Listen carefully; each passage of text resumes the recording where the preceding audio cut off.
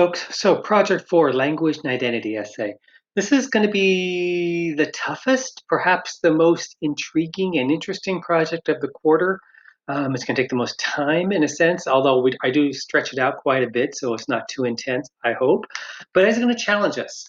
There are going to be some ideas and some readings that we're going to either be super excited about or it's going to get on our nerves. And so we're going to have to practice our compassion, practice our rhetorical listening, practice our nonviolent communication, and our curiosity and interest. In a sense, that's why we come to college, part of it.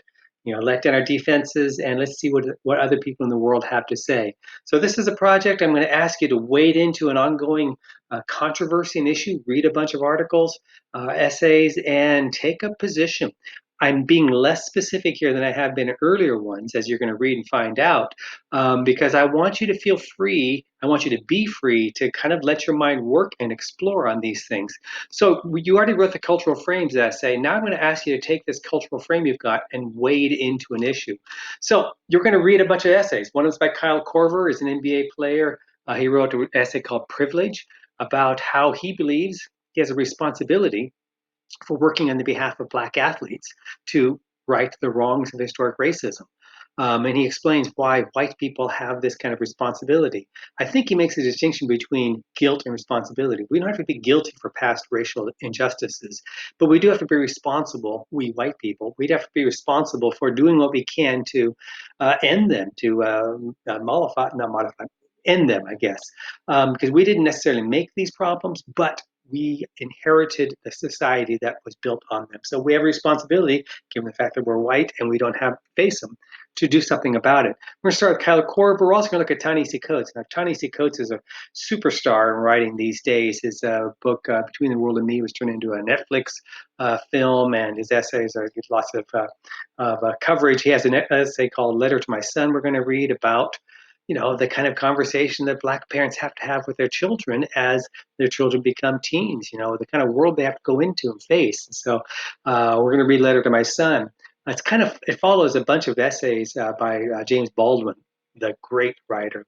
He has Letter to My Nephew, Letter to Angela Davis, etc. It's a kind of a genre there. So we're going to read Coates.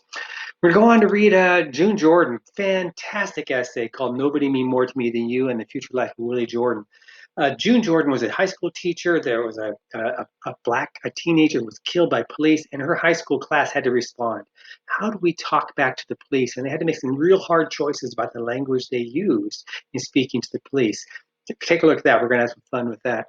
And then Gloria Anzaldúa, Chicana writer, grew up along the southwest border, and a super famous essay called How to Tame a Wild Tongue about how speaking in one's own language is, in a sense, celebrating and insisting on one's own identity, and that the dominant culture need not squash language differences.